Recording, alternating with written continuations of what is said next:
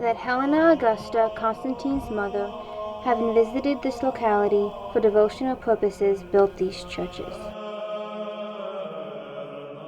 For this empress, having resolved to discharge the duties of pious devotion to the supreme God, and feeling it incumbent on her to render thanksgivings with prayers on behalf both of her own son, now so mighty an emperor, and of his sons, her own grandchildren, the divinely favored Caesars, with youthful alacrity, though now advanced in years yet gifted with no common degree of wisdom, had hastened to survey this venerable land, and at the same time to visit the eastern provinces, cities, and people, with a truly imperial solicitude. As soon then as she had rendered due reverence to the ground which the Saviour's feet had trodden, according to the prophetic word which says, "Let us worship at the place whereon his feet have stood," she immediately bequeathed the fruit of her piety to future generations. For without delay she dedicated 2 churches to the God whom she adored, one at the Grotto which had been the scene of the Saviour's birth, the other on the mount of his Ascension. For he who was God with us had submitted to be born even in a cave of the earth, and the place of his nativity was called Bethlehem by the Hebrews. Accordingly, the pious empress honored with rare memorials the scene of her travail, who bore this heavenly child, and beautified the sacred cave with all possible splendor. The emperor himself soon after testified his reverence for the spot by princely offerings, and added to mother's magnificence by costly presents of silver and gold, and embroidered curtains. Once more his imperial mother raised a stately structure on the Mount of Olives, also in memory of his ascent to heaven, who is the Saviour of mankind, erecting a sacred church or temple on the very summit of the mount. And indeed authentic history informs us that in a cave on this very spot the Saviour imparted mysterious and secret revelations to his disciples, and here also the emperor testified his reverence for the King of Kings by diverse and costly offerings. Thus did Helena Augusta, the pious mother of a pious emperor, erect these 2 noble and beautiful monuments of devotion, worthy of everlasting remembrance, to the honor of God her Saviour, and as proofs of her holy zeal. And thus did she receive from her Son the countenance and aid of his imperial power. Nor was it long ere this aged lady reaped the due reward of her labors. After passing the whole period of her life, even to decline in age, in the greatest prosperity, and exhibiting both in word and deed abundant fruits of obedience to the divine precepts, and having enjoyed, in consequence, an easy and tranquil existence, with unimpaired powers of body and mind, at length she obtained from God an end befitting her pious course, and a recompense of her good deeds even in this present life. For on the occasion of a circuit which she made of the eastern provinces,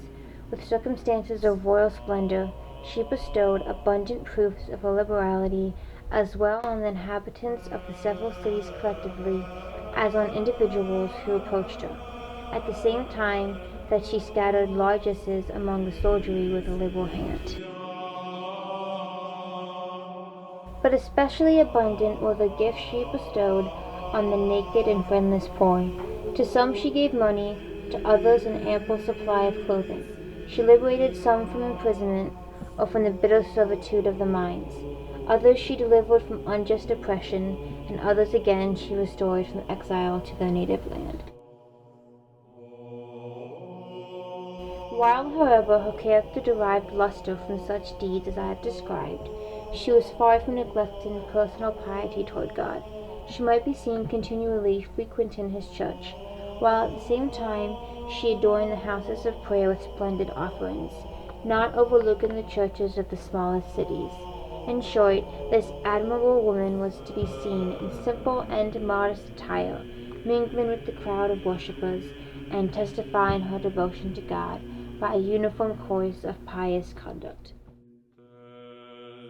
And when at length, at the close of a long life, she was called to inherit a happier lot, having arrived at the 80th year of her age, and being very near the time of her departure, she prepared and executed her last will in favor of her only son, the Emperor and sole monarch of the world,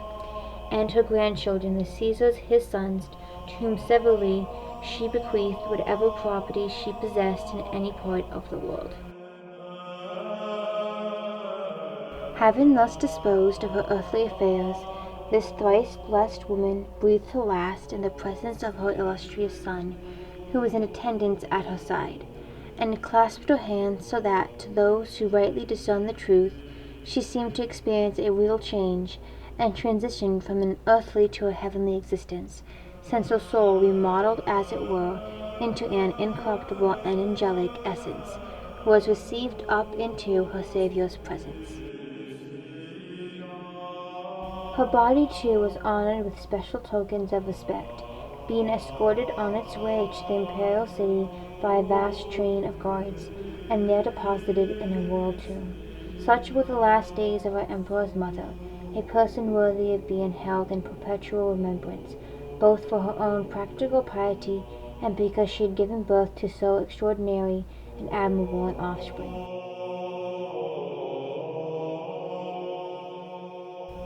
And well may his character be styled blessed, for his filial piety as well as on other grounds. He rendered her through his influence so devout a worshipper of God, though not previously so, that she seemed to have been instructed from the first by the Saviour of mankind. And besides this, he had honored her so fully with imperial dignities that in every province, and in the very ranks of the soldiery, she was spoken of under the titles of Augusta and Empress, and her likeness was impressed on golden coins. He had even granted her authority over the imperial treasures, to use and dispense them according to her own will and discretion in every case. For this enviable distinction also she received at the hands of her son. Hence it is that among the qualities which shed a lustre on his memory, we may rightly include that surpassing degree of filial affection whereby he rendered full obedience to the divine precepts which enjoin due honor from children to their parents.